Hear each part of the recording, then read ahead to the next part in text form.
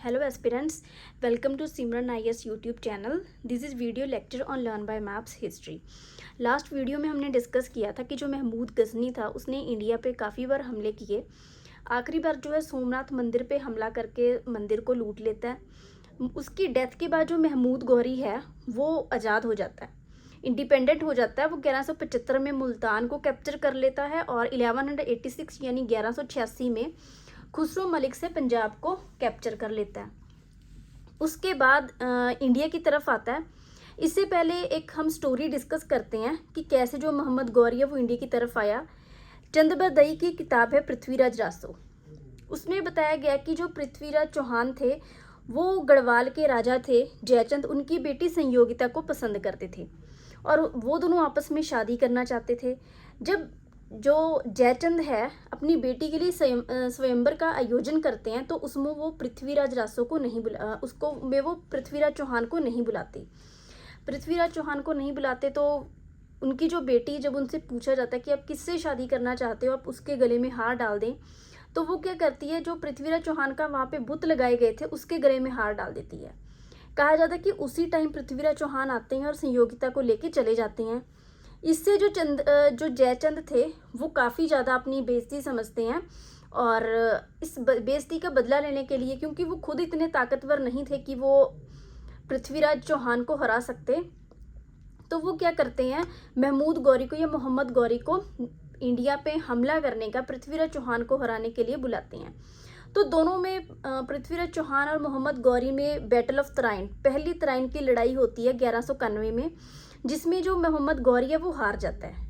अपने हारने के बाद वो काफ़ी ये चीज़ का देखता है कि वो क्यों हारा, अपनी हार का बदला लेने के लिए दोबारा से तैयारी करता है।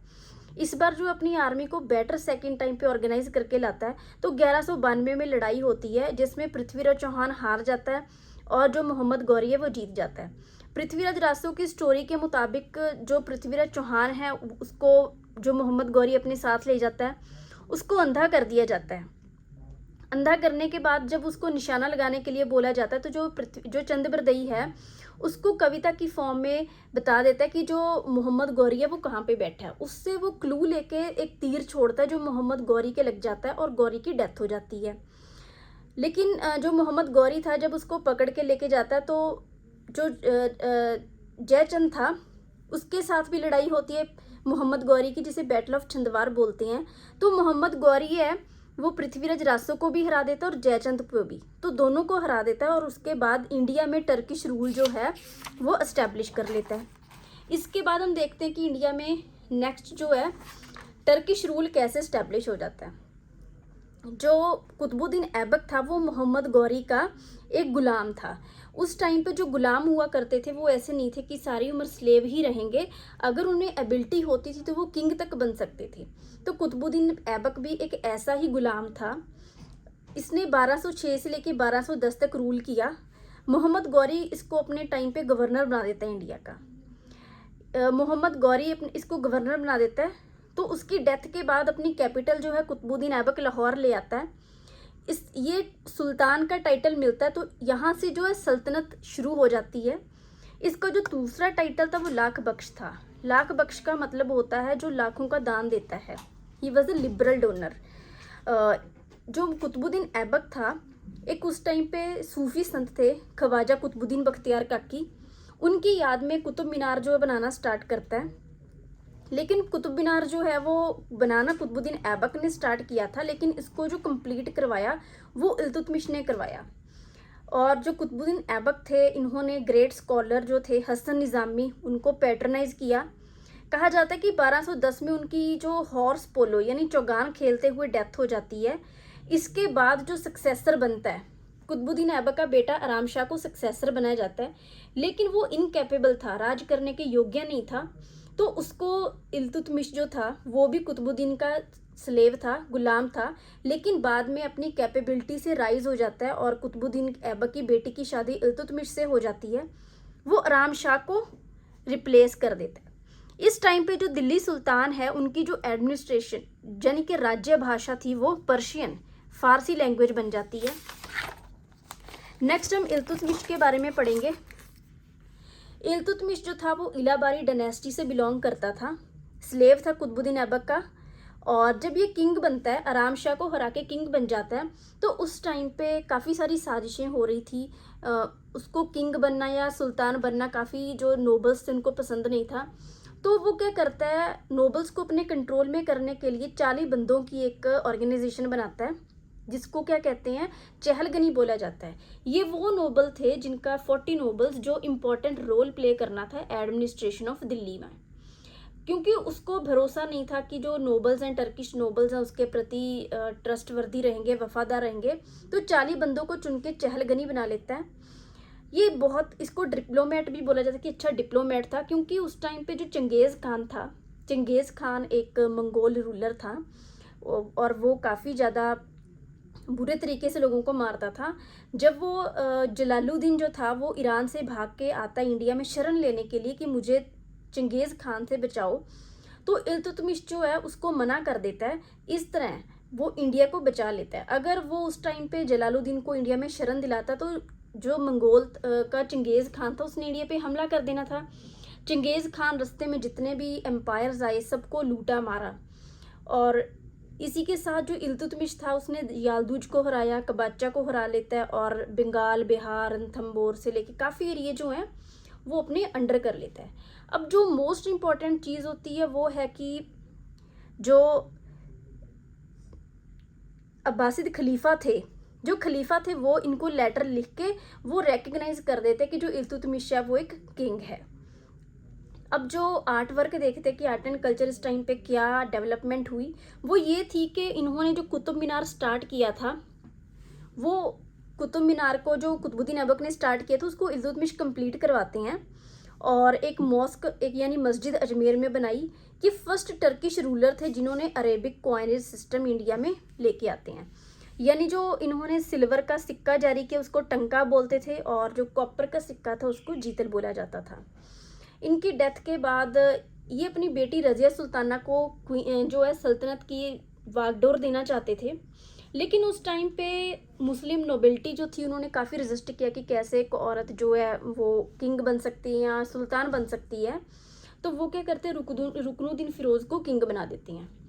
लेकिन वो इतना अयोग्य था कि 6 महीने बाद उसका और उसकी जो मदर है उसकी दोनों का मर्डर हो जाता है।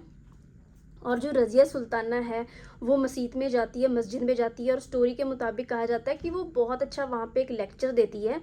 लोग जो हैं उससे प्रभावित हो जाते हैं, और यहाँ पे रज़िया सुल्ताना है वो सुल्तान बन जाती है।